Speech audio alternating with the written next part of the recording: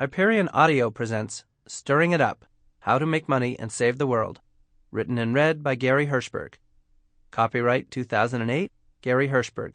Production copyright 2008 by Hyperion Books.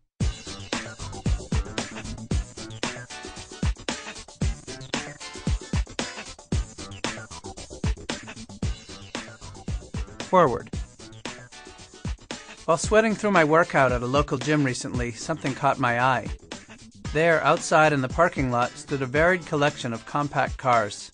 It struck me that just a year ago, I'd glanced out the same window at rows crammed with big SUVs. Ours is a middle-income New Hampshire community, and I had wondered then how the owners of those rolling parthenons of excess were coping with rising fuel costs.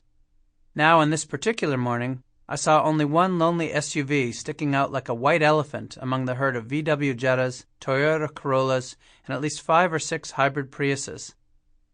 What had brought about this heartening turn to green, I wondered? Had all of my neighbors been won over after hearing Al Gore lay out the frightening facts of climate change in his film An Inconvenient Truth? Had our local churches persuaded their parishioners that saving the planet was covered under the divine directives written on Moses' stone tablets?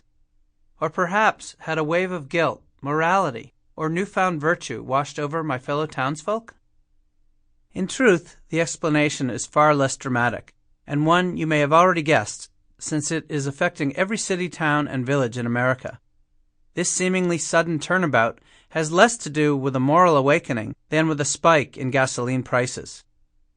My hunch about the prime reason my neighbors had changed their car preferences was borne out in a June 2007 poll by the Associated Press in which 46% of Americans said soaring gasoline prices would cause them serious hardship.